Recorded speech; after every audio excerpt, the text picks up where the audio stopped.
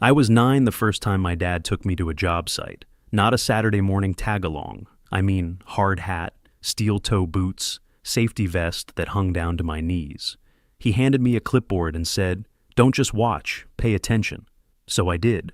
While other kids were learning fractions with worksheets, I was watching men pour concrete and yelling at each other about rebar placement. I wasn't playing Minecraft. I was standing in a half-dug basement, calculating the depth of footings. My old man, Glenn Brower, ran Brower and Sons Construction like it was a church. Rules were gospel, and the site was holy ground. There were no babysitters, no cartoons, just truck rides, two-way radios, and the smell of diesel. By the time I hit high school, I could walk onto a site and tell you which crew was behind schedule just by looking at their tools. In college, I studied civil engineering and graduated with honors. Got offers, good ones too. Houston, Phoenix, places where money flowed fast and dirt never froze. But I turned them down and came home to Indianapolis. Why? Because of the name on the trucks, Brower and Sons. That was supposed to mean something. I didn't get a welcome back handshake, no cake, no morning meeting with a list of priorities. My first day, I walked into the trailer and found a folding table stacked with old inspection reports, a sticky note on top that just said, "Start here." 63 open permits and 0 instructions. So I got to work. For 11 years, I ran the back end, scheduling, bids, logistics. I digitized our filing system, rewrote our safety manuals, built the first real CRM we'd ever had, landed our first municipal contract, then another, tripled our operational efficiency. We went from handwritten quotes on carbon copy to full project dashboards with cost forecasting. People stopped calling me the son and started calling me the guy to ask. I didn't complain when Dad took credit, didn't flinch when he brushed me off in front of clients. I figured, he's old school, prideful. This is just his way, and maybe when he's ready to step back, he'll hand it off right. I thought I was earning my shot. I thought being the engine meant something. But being the engine doesn't matter when they decide to replace the whole damn vehicle. He didn't give me the company. He gave it to Ryan. My brother, who hadn't stepped foot in Indiana in over a decade, who hadn't shown up for Dad's triple bypass, who sent us Christmas cards from Spain and signed them Namaste. Ryan, with his shiny sunglasses and year-round tan, who hadn't laid a brick or filed a permit in his life. I gave everything I had to this company, and it turns out all I earned was a front row seat to watch someone else drive it off a cliff. I got the text from Mom on a Tuesday. Dinner at 6, important. Come hungry. Her texts are always short. But this one, something about it felt different. No emojis, no follow-up. Just 5 clipped words and a weight behind them I couldn't explain. I stared at the screen for a minute before shoving my phone in my pocket. I should have known. When I walked into the house, the smell hit me first. Pot roast. That was her guilt dish. Thick, heavy, slow-cooked, and always came out when something was about to go sideways. Ryan was already there, sitting at the dining table, relaxed, like he'd never left. Clean-shaven tan. One of those breezy linen shirts unbuttoned just enough to show off a beaded necklace that looked like it belonged at a meditation retreat. No socks, of course. His loafers were kicked off under the table like he lived there. He looked up and smiled that same half smirk he used when we were kids. Hey, buddy, like we were 10 and he hadn't vanished for 12 years. I didn't say anything at first, just nodded and pulled out a chair. Mom came bustling in from the kitchen with a dish of green beans, like she hadn't spent the last decade choosing to ignore the fact that Ryan never called, never visited, never showed up when Dad went under the knife, or when the city almost pulled our contractor license. "You boys sit," she chirped, like we were toddlers on Thanksgiving break. "Everything's hot." So, I played nice. I sat. I passed plates. I smiled when Ryan told us about his eco-housing startup in Spain, about working with a sustainable design firm in Sydney, about some yoga retreat he had done in Thailand that really reset his nervous system. I nodded when he talked about consulting for clients in Bali, and laughed when he mimicked a Spanish contractor who refused to use screws on principle. It was all very breezy, very on brand. I glanced at Dad. He was quiet, picking at his plate, watching Ryan like a man watching his own memories. Then came dessert, chocolate cake, Another sign something was off. Mom never made cake for weeknight dinners. She set the slices down gently, as if they might trigger something. That's when Dad cleared his throat. The air shifted. "Starting next Monday," he said, wiping his hands with a napkin he didn't need. "Ryan's stepping in as Director of Vision and Growth." I didn't flinch, didn't speak, but I felt the ground crack under my feet. I looked at my father, the man who built job sites like they were temples, and waited for the punchline. None came. Ryan smiled like it was already old news. "Gonna bring some fresh perspective," he said, tapping his fork against his plate. "Bridge the old with the new. Big picture stuff." I stared at Dad. He didn't look at me when he said it. "We need a fresh face," he muttered. "A modern voice.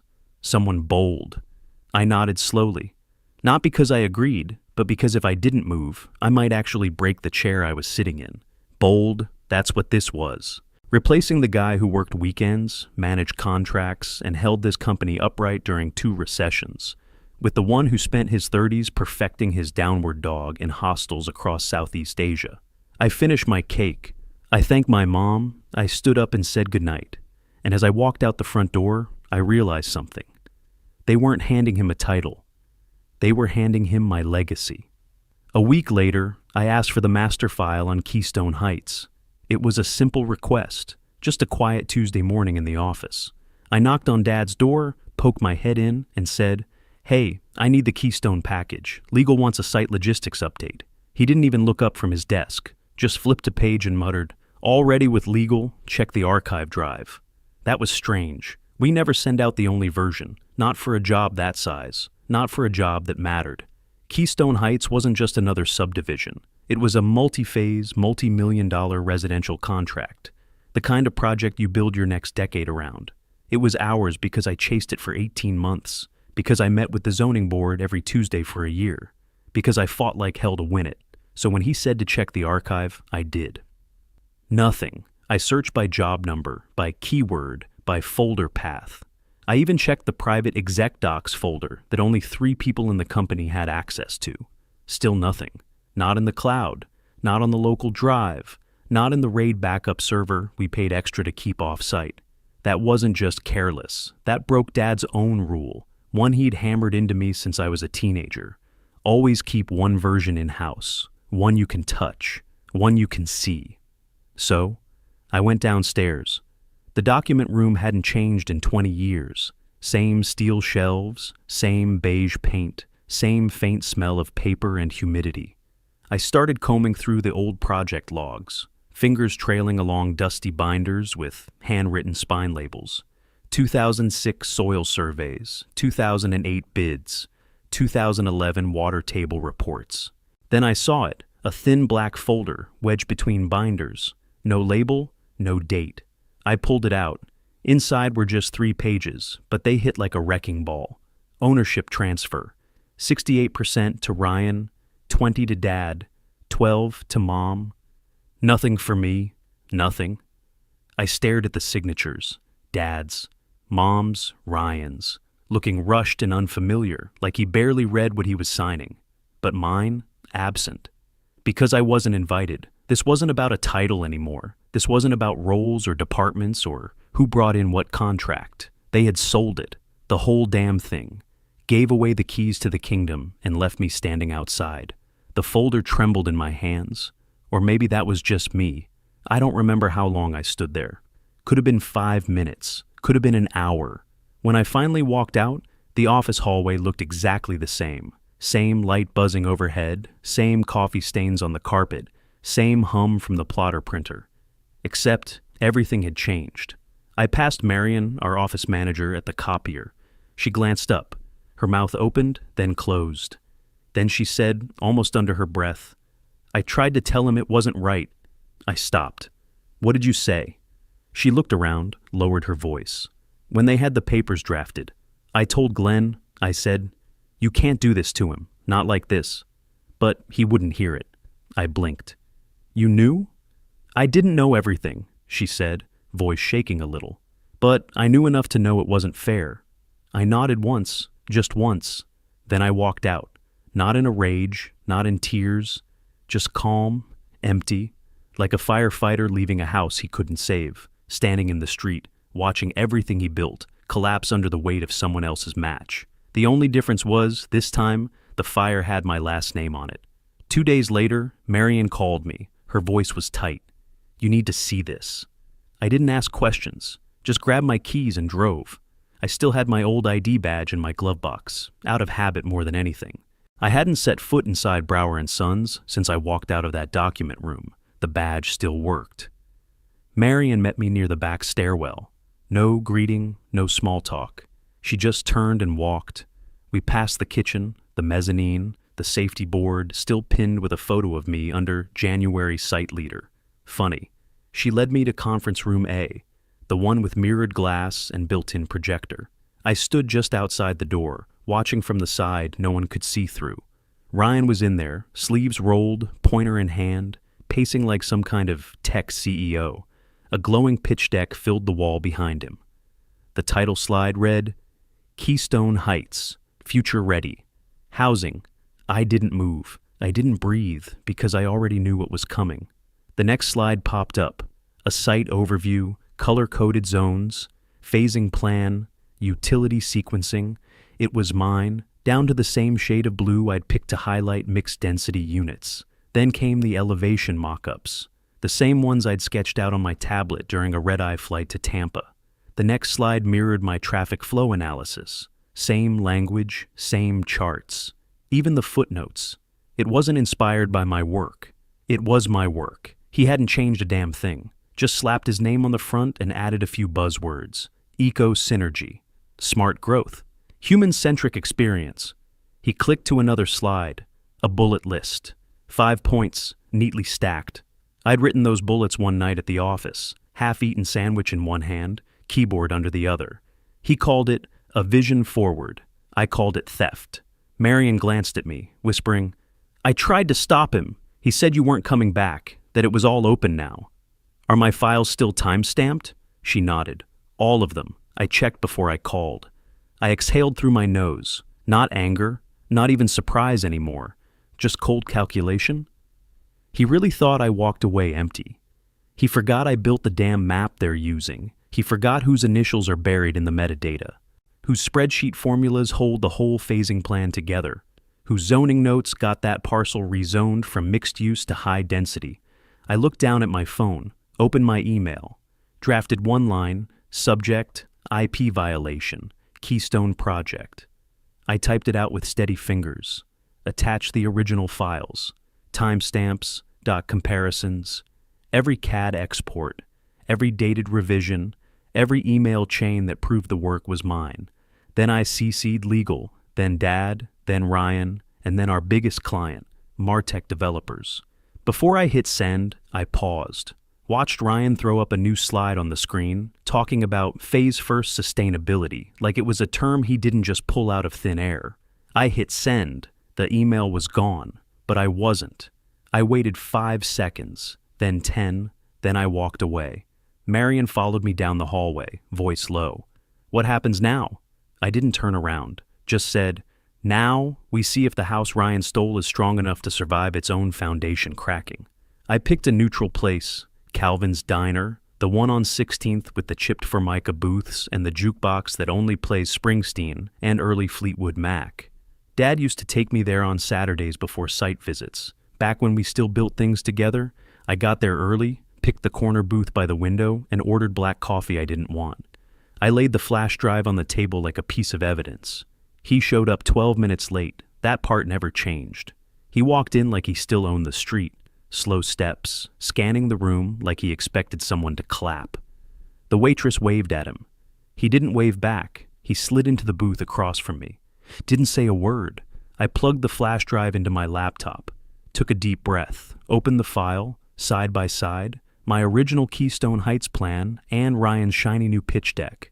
Identical structure, same slide titles, same color palette, same phasing logic, same spreadsheet tabs, in the same order, with the same pivot table formulas I used to calculate contractor schedules. I didn't look at him, just zoomed in on the metadata, created by T. Brower. 7 months ago, then I turned the screen toward him. "This," I said, "is the plan I built. the one I stored in our secured archive until it went missing. He blinked. Just once. I slid the flash drive across the table. You've got 48 hours. Acknowledge it. Or I take it to Martech developers and the board. He exhaled through his nose, like a man tired of having to pretend. You walked out, he said flatly. I stared at him. Let the silence sit for a few seconds, then I said it. No, you pushed me. You just didn't expect me to land on my feet faster than you did. He finally looked up, and for the first time, I didn't see the hard-nosed, steel-boot foreman who used to bark orders across a foundation pour. I saw a man who realized he couldn't charm his way out of this. You're acting like we stabbed you in the back, he muttered. You did. He leaned back, arms folded, but his face betrayed him. That tiny twitch in the corner of his jaw, the slight shift in his posture. He wasn't in control anymore. He knew it. You really think this helps anyone? He asked. It helps the people who actually do the work, I said. It helps the crew who stayed when Ryan came in and turned the office into a TED Talk. It helps the company survive without turning into a glossy brochure with no foundation. His fingers tapped the table once, then stopped. I leaned in slightly. I'm not here to beg. I'm not asking for a seat. I'm offering terms. I pulled a folded sheet of paper from my jacket and laid it flat. 40% equity. Director of Operations.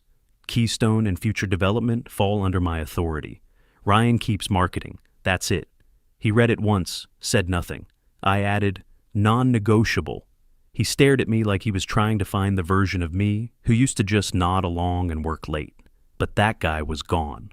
48 hours, I said again. Then I stood. Enjoy the coffee.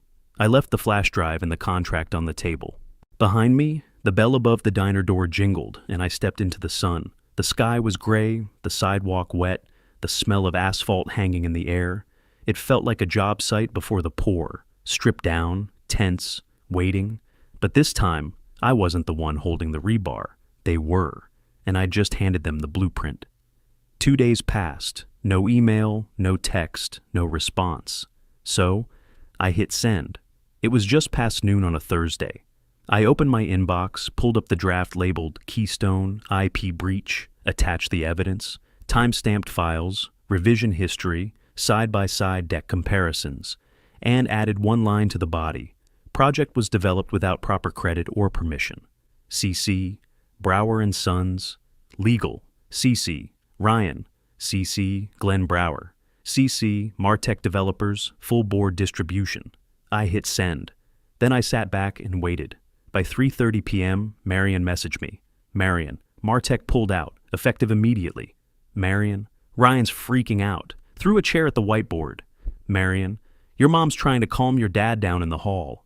Keystone wasn't just a big project. It was the project. The one that had Martech dangling a multi-year pipeline of government-backed housing contracts. It was going to be Brower and Sons' foothold into the future, our resume maker. The deal that proved we weren't just dirt and beams, we could innovate. Scale.compete. Without Keystone, the company looked fractured, unstable at the top, unprofessional at best, untrustworthy at worst. I didn't feel triumphant. I felt tired. This wasn't a gotcha moment. I didn't get up and pump my fists. There was no celebration, no victory lap. I sat at my desk, looked out the window of my apartment, downtown Indy humming along below, and realized how quiet everything had become. The part of me that used to hold it all up finally let go. They didn't think I had the stones to torch the bridge, but I didn't torch it. I just stopped carrying them across it. I stopped fixing problems I didn't create, stopped patching holes I didn't punch, stopped protecting a last name that didn't protect me back. For years, I kept thinking, maybe next quarter, maybe next project, maybe the next time I hit a home run, they'll finally see me. But that day never came, and after a while, you stop asking to be seen. You start building your own road. Around 5 p.m., my phone rang. I didn't answer. It buzzed again, and again. Voicemail after voicemail. I let them pile up. By 6:15, Marion texted again. Marion, they're trying to figure out if they can do damage control. Glenn asked if I could call Martech and smooth it over. I told him no. Me, good. Marion, you okay? Me, better than I've been in years. Then I silenced my phone and went for a walk. No destination, no schedule, just the sound of my own steps on the sidewalk and the realization that, for once, I wasn't holding up something that didn't want to stand on its own. Let them feel the collapse. I'd already started designing the rebuild. Less than 24 hours later, I got a text from Ryan. "Meet me, please. Just 10 minutes. Your choice of place." I stared at the message for a while before answering. Me. 8:01 a.m. Finn's Cafe. That place still had my first set of blueprints laminated under glass on the back wall. I hadn't been in years. I got there 10 minutes early, sat at the counter, nodded at the waitress, and ordered a black coffee. No cream, no sugar, just something bitter to match the morning. Ryan walked in right on time. No tan, no sunglasses, no breezy shirt. Just jeans, a wrinkled button-up, and eyes that looked like they hadn't closed all night. He slid into the booth across from me and didn't say a word for the first full minute. Finally, he spoke. "I didn't know what I was getting into," he said. "I thought I could handle it. I can't." He looked like he expected me to say something. Maybe nod, maybe throw him a bone. I just sipped my coffee. "You made it look easy," he added. "From the outside, the systems, the people, the files. It felt like it ran itself." "No," I said. "It ran because I did." He flinched, and for once, he didn't try to charm his way out of it. No smirk, no joke, just guilt. I pulled a single sheet of paper from my jacket and slid it across the table, typed, bullet pointed, clean, my terms, 40% equity, directorial seat, operational authority over all development contracts. Ryan keeps branding and marketing, but no access to project controls. All decisions on Keystone revert to my lead. He read through the list twice. His eyebrows rose at the second item, but he didn't argue. "That's," he said slowly, "steep." "So was stealing my work," I said. He looked down, folded the paper once, then again. Like a kid caught cheating on a test who finally realized he wasn't getting out of it. He didn't push back, didn't ask to renegotiate. He just nodded, slowly, quietly. I leaned back and said nothing. I'd said everything already. He looked around the cafe, let out a small breath. "I used to think you were just intense," he said, like rigid, overly serious. "But now, I get it." "I wasn't intense," I said. "I just gave a damn." He swallowed hard. "You're gonna make it work, aren't you?" "I already did," I said. He stood. I stayed seated. "Thanks for meeting me," he said. I didn't answer. He left. By the time the check came, I was already halfway through my second cup. I paid in cash and left a good tip. The waitress smiled like she could feel the weight that had just shifted. Later that night, his assistant emailed me directly. Subject, legal meeting, confirmed date. Friday, 10 a.m. Location, 242 North Delaware Street. Parties, Ryan Brower, Glenn Brower, Thomas Brower. Purpose, equity and operational agreement review. I stared at the screen for a long second. Not because I was nervous, but because, for the first time in weeks, I wasn't fighting uphill anymore. Ryan had blinked, and the house that burned me, it was starting to tilt my way. I walked into the law office at 9:58 a.m. No handshake, no eye contact. Just a worn leather folder tucked under my arm, and my lawyer, Denise, trailing close behind. She didn't say much. She didn't have to. Her presence alone said everything. The receptionist led us to conference room 3B. Glass walls, long table, coffee. Nobody drank. Ryan was already inside. He looked worse than he had at Finn's. Pale, hollow-eyed, hands clasped tightly in his lap, like he didn't trust them not to shake. No linen shirt, no cocky grin. Just quiet. Mom sat to his left. Her posture was straight, but her expression had gone somewhere between blank and ashamed, like she still hoped this would all resolve if she just stayed silent long enough. Dad was at the head of the table, red-eyed, sleeves rolled, forearms resting on the table like he was bracing himself against a storm that already hit. He didn't look at me when I walked in. Good. I pulled out the contract. 40% equity, cut from Dad's share, not Ryan's. Directorial seat, effective immediately. final authority over all development and project operations, starting with Keystone. Ryan could keep his vision title, but all site work and client dealings would run through me. I slid the documents to the lawyer at the head of the table. 3 copies, I said. Let's get to it. The room was silent except for the sound of papers turning and a pen clicking. Ryan signed first. No hesitation, no speech. Just a quick scribble on the line, like a kid signing a detention slip. Then he slid the pen to Dad. That took longer. He stared at the signature line like it was a grave marker. 30 full seconds of silence. The kind that makes your stomach ache if you're still holding on to anything. I wasn't. He finally picked up the pen and signed one line, one final flick of the wrist. Then he pushed the contract forward and leaned back in his chair, eyes fixed on the ceiling. The lawyer stamped each set. 3 sharp thuds of the notary seal. Done. She slid my copy across the table. I took it, folded it, and tucked it back into my folder without looking down. I stood. It's done, I said, my voice even. I won't be sticking around for questions. No one moved, no one objected. Ryan didn't even lift his head. I looked at Mom. She blinked like she wanted to say something, but no words came. That was fine. I wasn't there for words. I turned to go.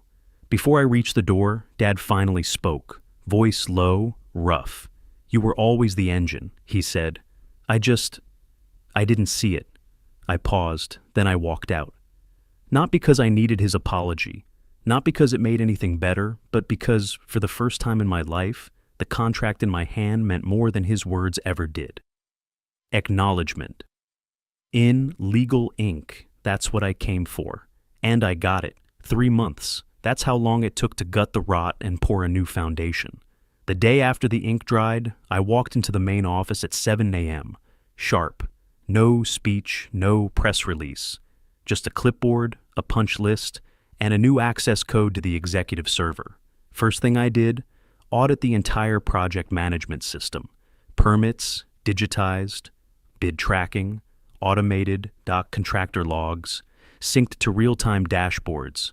No more Excel sheets floating around like ghosts. No more paper files shoved in drawers no one opened. If you couldn't find it in 2 clicks, it didn't exist. Second thing, killed unpaid labor. No more help out over the weekend expectations. No more just put in a few extra hours and we'll figure it out. From now on, every time card was tracked, every overtime hour approved, every crew member clocked in through a mobile app. I rolled out by the 2nd week. Then came the meetings. 30-minute stand-ups. Daily huddles by project. No more wandering monologues or war stories from the 80s. Just facts, roadblocks, and next steps. And the bonus structure, performance-based, tied to deadlines, safety audits, and cost containment. Subs noticed, crew leaders stepped up. People stopped clock watching and started owning their sites again. By the 2nd month, one of our longtime investors called me. I don't know what the hell you're doing in there, he said, but I want to double my position before someone else does. The crew noticed too. I didn't walk around barking orders or asking for praise. I walked job sites like I always had, with my boots on, clipboard under my arm, and a pencil behind my ear. That's when they started calling me boss again. Not sarcastic, not to fill the silence, but because they meant it. Back in the office, I framed a single page for the wall behind my desk. It wasn't a contract, not a blueprint, just my first hand-drawn project plan. Pencil on grid paper, bent corner, coffee ring in the top left. I made it when I was 17, pitching a new layout for our storage yard. Dad never used it. Told me it was too clean to be real. I looked at it now and realized he wasn't wrong. Back then, it was too clean, but I wasn't. Now I knew how to build a plan and get it dirty. And then, just before the end of that 3rd month, it came. An email. Subject: willing to reopen discussions. From Martech Developers. Body: we are open to re-engaging on Keystone Heights, on one condition, T. Brower leads. I didn't forward it to legal. I printed it, walked straight to the break room, tacked it to the corkboard above the coffee station. Didn't say a word. People gathered, read it, looked at each other, and then someone clapped.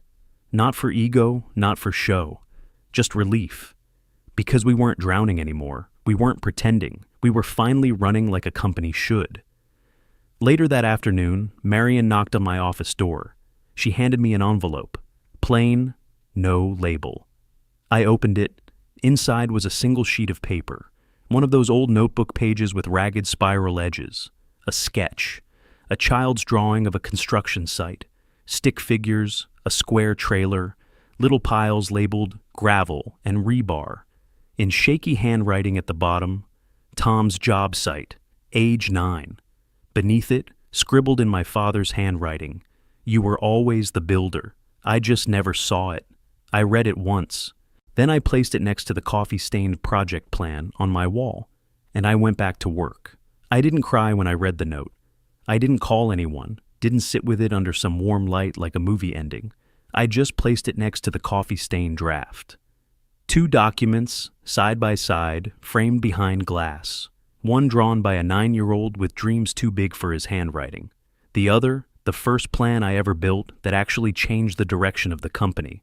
They both hang on the wall now, the boy who dreamed and the man who built. People walk by them every day. New hires, foremen, even clients. They pause sometimes, read the caption under the sketch, trace their fingers along the smudge on the grid paper. But they don't ask questions. They don't ask who runs Brower and Sons. They already know. Not because of some sign on the door. Not because of the title on my email signature. But because when you walk through a building that's been poured right, that's been framed and leveled by someone who actually gave a damn, you feel it. You don't have to ask. We still carry the Brower name, but now it means something different. It doesn't stand for stubborn pride or bloodlines or who used to bark orders from a folding chair. It stands for process, precision, quiet leadership. It stands for the people who actually show up before sunrise, clipboard in hand, ready to pour. I didn't win by screaming. I didn't win by being louder or by matching chaos with chaos. I won by refusing to be erased, by showing up every day until the work spoke louder than the name at the top of the paychecks. And when Dad's old friends come through for visits, they still try to pull me aside. They ask if things feel different now, if the company still feels like his. I just smile, because no, it doesn't. It feels like ours, but it functions like mine. Last week I stood out on Lot 17 of Keystone, final phase of the build, fresh sidewalk. Sod rolled out, that smell of wet lumber and morning concrete still hanging in the air. The last pour, I watched the crew smooth it out under the late summer sun. Not one of them looked confused or behind or under pressure. They were synced, sharp. I didn't say anything, just stood there with my arms crossed, watching the work happen without me having to hold every single string. And for the first time, I felt it. Not pride, not revenge, just quiet satisfaction. This wasn't about getting back at anyone. This wasn't revenge. It was reclamation. Because sometimes you don't rebuild the bridge, you build the road beside it, and then you pour it yourself.